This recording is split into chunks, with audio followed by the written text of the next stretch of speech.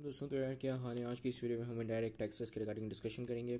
और चलें, सबसे पहले हम जानते हैं कि इनडायरेक्ट टैक्सेस क्या होते हैं। अब ये इनडायरेक्ट टैक्सेस वो टैक्स होते हैं जो कि आप कोई भी चीज़ खरीदते हो और उस पर जो आप टैक्स पे करते हो वो इनडायरेक्ट टैक्स होता है। ये सबके लिए सेम होता है।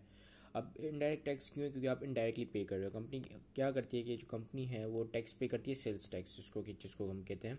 वो सेल्स टैक्स पे करती है आपके, चाहे FBR हो या कोई भी टैक्स कलेक्शन अथॉरिटी हो, तो उसको वो टैक्स पे करते हैं और फिर उस जो टैक्स का जो फाइनल बर्डन है वो कंज्यूमर पे शिफ्ट कर देते हैं।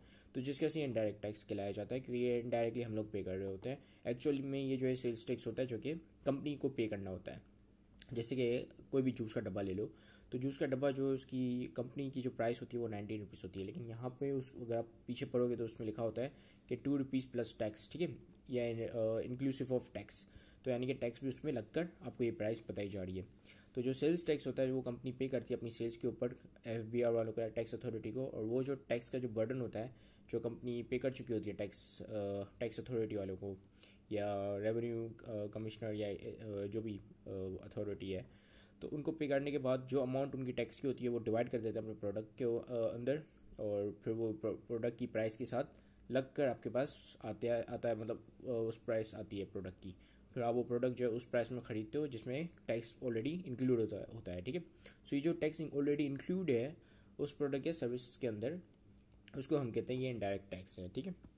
और डायरेक्ट टैक्स इसका अपोजिट, यानी कि जो आप इनकम से डायरेक्टली डिडक्ट होता है। जैसे आपको सैलरी मिली, सैलरी में से जो है टैक्स कट के जो आपको सैलरी मिली, तो वो डायरेक्ट टैक्स होगा, ठीक है।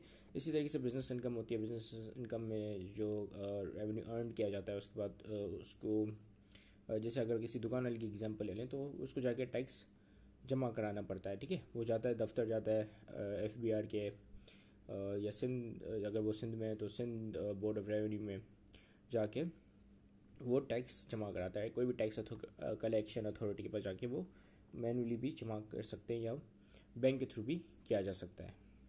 सो बेसिकली हमने यहाँ पे डिस्कस कर लिया डायरेक्ट टैक्स और इनडायरेक्ट टैक्सेस। अब हम डिस्कस करते हैं कि इनडायरेक्ट टैक्स के क्या क्या एडवांटेजेस हो सकते हैं। वैसे तो बहुत सारे एडवांटेज हैं, लेकिन यहाँ पे हम कुछ मेजर एडवांटेजेस की बात करेंगे।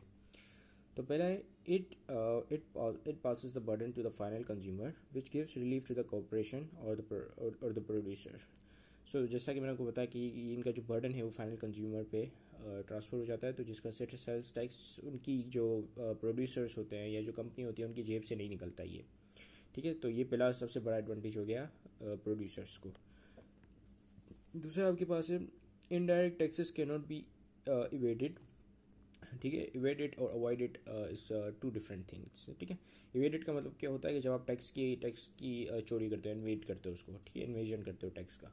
और दूसरा होता है टैक्स अवॉइडेंस। इसमें आप जो कुछ पॉलिसीज के थ्रू या कुछ चीज़ें इख्तियार करके आप रिलीफ ले सकते हो या एग्जाम्पशन ले सकते हो टैक्स से। सो ये टैक्स अवॉइडेंस होगी, ठीक है। जैसे लेट्स सपोज के अगर मैं नॉन फाइलर हूँ तो मुझ पर 10% टैक्स लगता है, तो मैं इसको अवॉइड कर सकता हूँ बाय सिंपली फाइलिंग, ठीक है। मैं फाइलिंग करके अपने आप को फाइलर डिक्लेयर करके इस 30% को 15% तक कर सकता हूँ, ठीक है। सो ये जो मैंने किया, ये क्या किया, ये मैंने टैक्स को अवॉइड किया। अब दूसरी क्या चीज़ होती है? दूसरी होती है टैक्स इन्वेजन।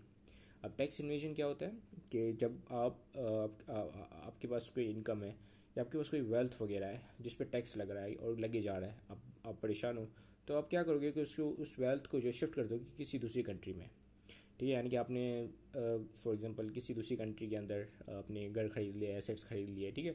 इसी कंट्री जहाँ पे टैक्स पॉलिसीज काफ़ी रिलैक्स्ड हैं, ठीक है, यानी कि जहाँ पे टैक्स पॉलिसीज इतनी हैवीली इम्पोज नहीं की जाती, ठीक है, या टैक्स हेवन है वो जगह है, वहाँ पे टैक्स कलेक्ट नहीं किया जाता है। जैसे कोई ऐसी जगह भी होती है जहाँ पे आपको डिविडेंड इनकम पे टैक्स नहीं होता, तो आपने वहाँ के शेयर्स खरीद लिए, ठीक है।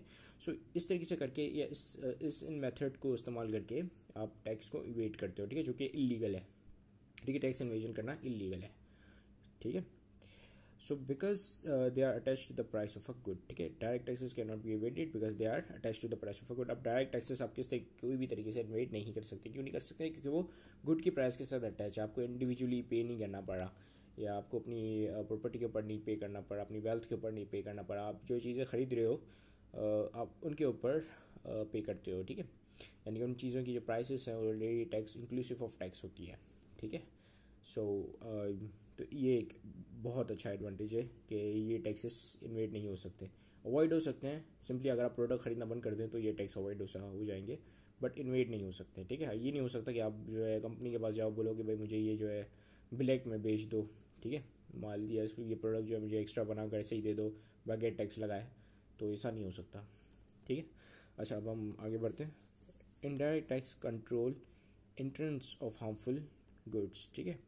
अब क्या होता है कि जाहिर सी बात है टैक्स लग रहा है उसके ऊपर, तो जो फूड कंट्रोल अथॉरिटी होती है या जो टैक्स के इदारे होते हैं, तो उनको पता होता है कि कौन से प्रोडक्ट के ऊपर हम टैक्स लगा रहे हैं। अगर वो प्रोडक्ट हार्मफुल नेचर का है तो उस पर ज़्यादा टैक्स लगाया जाता है, जैसे सिगरेट की एग्जांपल, ठीक। तो अगर वो हार्मफुल है तो उस पर गवर्नमेंट ज़्यादा टैक्स लगा दे ताकि वो महंगी बिके, और या तो फिर वो ना बिके क्योंकि लोग उन्हें ना खरीदें, क्योंकि कंपनी आई मीन गवर्नमेंट जो है डायरेक्ट उस पर बैन नहीं लगा सकती, ठीक है।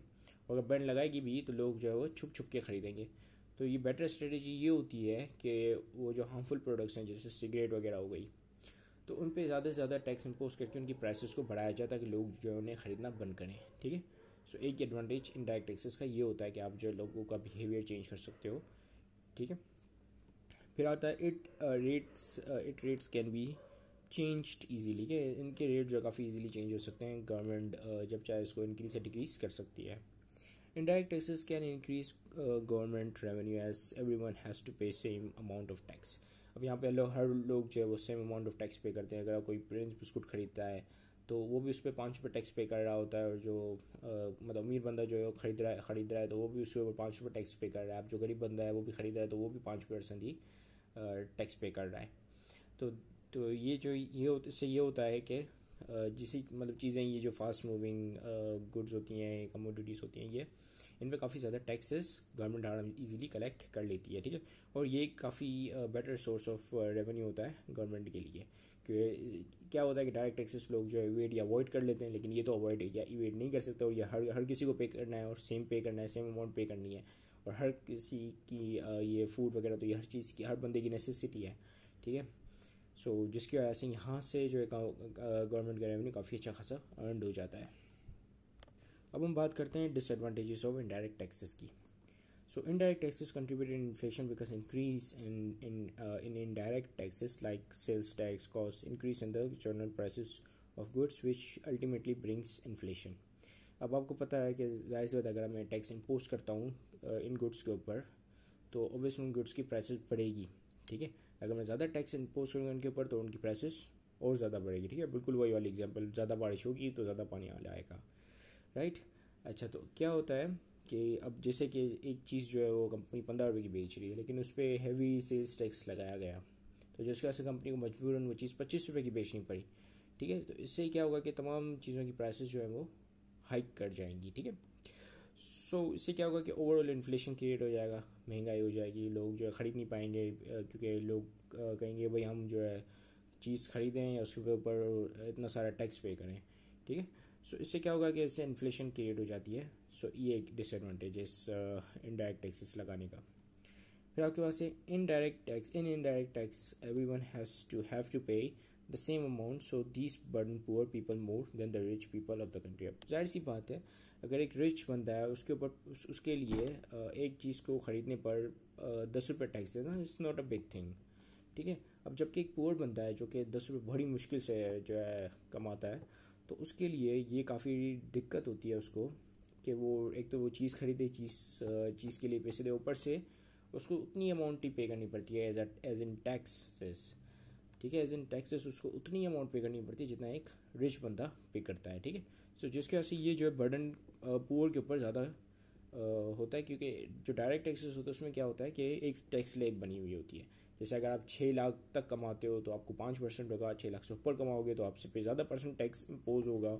अब जो अमीर बंदा है वो 6 लाख से ऊपर कमाता है तो उसको ज़्यादा टैक्स पे करता है, जबकि गरीब बंदा अगर 6 लाख के अंदर कमाता है तो वो 5% टैक्स या कम टैक्स पे करता है। तो इससे क्या है कि जो टैक्स का बर्डन जो होता है वो अमीरों के ऊपर पड़ता है, लेकिन यहाँ पे टैक्स का जो बर्डन है वो पुअर लोगों पे पड़ता है, जिसकी वजह से जो इनडायरेक्ट टैक्सेस होते हैं वो रेग्रेसिव होते हैं, जबकि जो डायरेक्ट टैक्सेस होते हैं वो प्रोग्रेसिव होते हैं। प्रोग्रेसिव का मतलब कि जो ज़्यादा कमाएगा उसको ज़्यादा टैक्स पे करना पड़ेगा, रेग्रेसिव मतलब जो कम कमाएगा उसको और ज़्यादा टैक्स पे करना पड़ेगा, ठीक है। So progressive is the best approach when it comes to the taxation. Now एक और पढ़ते हैं advantage. These benefit the middleman as it increases the price more than what it suppose to be price. अब कुछ middle man ऐसे होते हैं या कुछ दुकान वाले रिटेलर्स, ये लोग क्या करते हैं कि जो प्राइस जितनी की प्राइस चीज़ होती नहीं है उससे ऊपर की चीज़ बता के सेल करते हैं, ठीक है। तो इससे फ्रॉड वगैरह के चांसेस काफ़ी, फ्रॉड, एम्बेजलमेंट हो गई, फ्रॉड हो गया, ठीक है। तो इसके चांसेस काफ़ी ज़्यादा बढ़ जाते हैं, ठीक है। Taxpayer do not feel that they are paying tax as it is adjusted on the price of the good, ठीक है। अब डायरेक्ट टैक्सेस में क्या है, टैक्स पेयर जब टैक्स पे करता है तो बोलता है कि हाँ भाई मैं टैक्स पे कर रहा हूँ, मैं इस मुल्क का टैक्स पेयर हूँ, तो मेरा जो है ये हक बनता है कि गवर्नमेंट जो मुझे फैसिलिटीज़ वगैरह प्रोवाइड करे इसके बदले में, ठीक है। सो अब जाहिर सी बात है जब गुड खरीदता है तो वो कोई भी बंदा जो है ये नहीं देखता होगा कि मैं जब कोई चीज़ खरीद रहा हूँ तो उस पर मैं कितना टैक्स पे कर रहा हूँ, ठीक है। उसको लगता है कि भाई हाँ इस चीज़ की यही प्राइस है, तो वो इसको फील नहीं आती कि भाई मैं, एक वाइब नहीं आती, ठीक है, एक वाइब नहीं आती, एक फील नहीं आती कि वो टैक्स पे कर रहा है, ठीक है। सो ये डिसएडवांटेज ये भी है। फिर आपके पास indirect taxes cause fall in demand of a particular product because of increase in price. अब आपको लॉ ऑफ डिमांड तो पढ़ा होगा, अगर नहीं पढ़ा है तो लॉ ऑफ डिमांड कहता है कि भैया जब भी किसी भी चीज़ की प्राइस बढ़ाओगे तो उसकी डिमांड फॉल कर जाएगी, यानी कि जैसे प्राइस बढ़ाओगे तो उस चीज़ की जो डिमांड है वो कम होगी, लोग जो है कम खरीदेंगे उस चीज़ को। तो बेसिकली मतलब ये है। तो अगर आप टैक्सेस लगाते हो तो ऑब्वियसली प्राइस तो बढ़ेगी उस चीज़ की, तो जब प्राइस बढ़ेगी तो लॉ ऑफ डिमांड क्या कहता है कि उसकी डिमांड फॉल कर जाएगी, तो लोग जो खरीदना बंद कर देंगे। तो इससे क्या होगा कि कंपनीज को लॉसेस होगा, कंपनीज को नुकसान होगा। तो ओवरऑल जब कंपनीज को नुकसान होगा तो ऑब्वियसली वो लोग एम्प्लॉयज़ को, अपने एम्प्लॉय को लेस पे करेंगे, ठीक है। बिजनेसमैन को लेस फ़ायदा होगा, तो बिजनेसमैन हो सकता है कि अपना बिजनेस शिफ्ट करे, उस इकनॉमी से निकाल के दूसरी इकनॉमी में डाले अपना बिजनेस, ठीक है, उस कंट्री से निकाल के दूसरी कंट्री में खोले जहाँ पे ये पॉलिसी रिलैक्सड हो।